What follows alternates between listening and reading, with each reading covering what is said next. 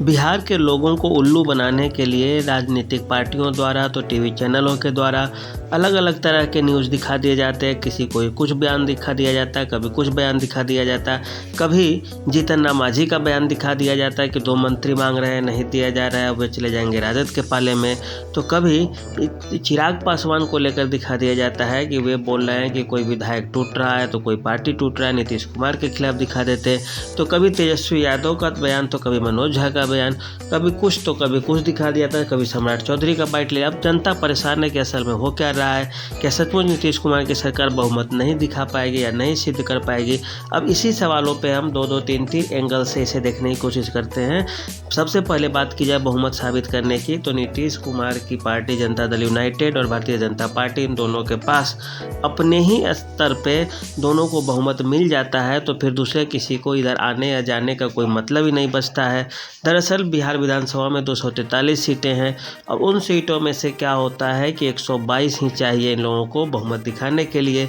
इन दोनों का अपना ही मिला ले 78 भारतीय जनता पार्टी के पास है और 45 देखें तो जनता दल यूनाइटेड के पास है, और यही मिलाकर 223 हो जाते हैं। चाहिए बहुमत के लिए 222, तो बहुमत के लिए जितना चाहिए उससे 1 सीटें ज़्यादा तो इससे पहले ही नीतीश कुमार के पास अपनी 2 पार्टियां को मिलाकर ही हैं। उसके बाद एक निर्दलीय का मिल जाता है, तो अब हो जाता है 224, और 224 का मतलब 2 ज़्यादा हो जाता है। अब जीतन राम मांझी का 4 हो जाता है 206। अगर जीतन राम मांझी 206 बोल दिए, 243 है तो 122, 123 और 127 हो जाएगा। अब 127 होने के बाद ये तो बहुमत से ज़्यादा हो जाता है। अगर जीतन राम मांझी इन केस चले भी जाते हैं तो भी इनके पास 124 विधायकों का संख्या तो अपने पास रखेंगे ही रखेंगे। फिर ऐसे में नीतीश कुमार की पार्टी को तोड़ने की बात होती है, तो यदि नीतीश कुमार की पार्टी को तोड़ने का कोई कोशिश करता है या तोड़ेगा, और यह मुश्किल है क्योंकि मुख्यमंत्री नीतीश कुमार खुद है, वह एक बार यदि खड़ा होकर या किसी विधायक को सामने से बोल दे कि पार्टी नहीं तोड़ना है, नहीं रहना है, क्या सच में पार्टी तोड़ रहे हो, फिर किसी विधायक की हिम्मत ऐसी नहीं होगी कि वो बोल दे कि हाँ हम पार्टी सही में तोड़ रहे हैं। दूसरी बात है, उधर से भाजपा भी उनके पीछे खड़ी है और पार्टी तोड़ने मरोड़ने में भाजपा सबसे ज़्यादा जानी जाती है। यदि धोखे से भी इससे आगे की भी कोई गलती करता है तो फिर दूसरे तरफ का जो गठबंधन है वह सबसे ज़्यादा, इनसे भी ज़्यादा कमज़ोर है, क्योंकि लगभग 19 विधायक हैं कांग्रेस के खेमे में, उसे भी आसानी से तोड़ सकते। खबर यह भी चली थी कि 8-9 विधायक संपर्क में है जदयू के। उसके बाद बात करते हैं कम्युनिस्ट पार्टियों की, तो उनके साथ भी यही है, कम संख्या के हैं।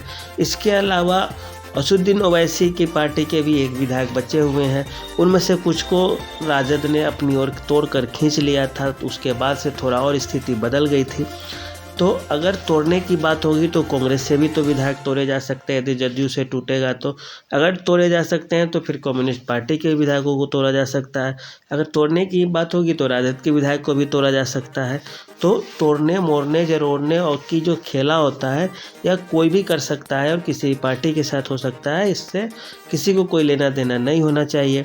बात रही नीतीश कुमार की, तो वर्तमान में उनके पास अपना बहुमत है और उन्होंने आपस में बातचीत कर ही लिया होगा किसी न किसी रूप में, और इससे भी यदि आगे बात बनती जीतन राम मांझी को बहलाने फुसलाने की, तो मांझी अगर चले भी गए उस तरफ तो इससे राजद को क्या होगा, फिर भी 3-4 विधायकों की कमी रहेगी ही रहेगी।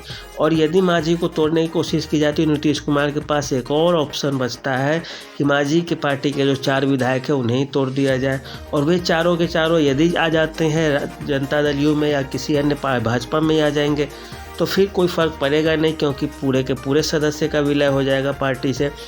तो ये स्थितियाँ एक तरह की काल्पनिक है, क्योंकि जिस पार्टी के पास मुख्यमंत्री भी हो, प्रधानमंत्री भी हो, उस पार्टी को तोड़ देना किसी के लिए इतनी आसान चीज़ नहीं होता, क्योंकि जैसे ही आप कोशिश करेंगे तोड़ने का, फिर अगला व्यक्ति आपके पीछे पड़ जाएगा, और वह विधायक किसी भी पार्टी का हो, कहीं का भी हो, अगर राज्य का एक मुख्यमंत्री या कोई देश का गृह मंत्री जाकर सीधे उसे बोल दे व्यक्तिगत रूप से कि तुम्हें पार्टी छोड़नी है और इस्तीफा देना है, इधर आ जाओ, तो वह नहीं कह पाएगा, और कहने से पहले 1000 बार सोचना होगा, और इसी स्तर पर खेल हो जाएगा।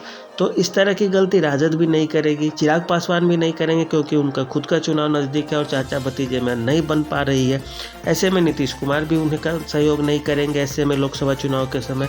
तो स्थिति कुछ मिलाकर देखें तो बहुत ज़्यादा जटिल हो जाएगा यदि तोड़ मरोड़ या खरीद फरोख्त की कोशिश की जाए।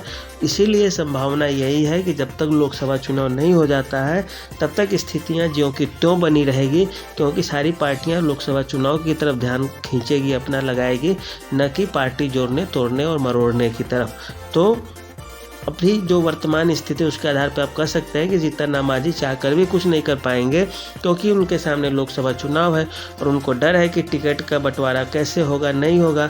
यदि इस तरफ है तो एक दो सांसद हमारे जीत भी सकते हैं, उधर जाएंगे तो वो भी मुश्किल हो जाएगा और नीतीश कुमार की नज़रों में चढ़ भी जाएंगे। तो स्थिति अभी यही है कि अभी कुछ नहीं होने जा रहा है, जैसा है फ्लोर टेस्ट 12 तारीख को होगा और बहुमत नीतीश कुमार की सरकार दिखा पाएगी। आज के लिए इतना ही, धन्यवाद।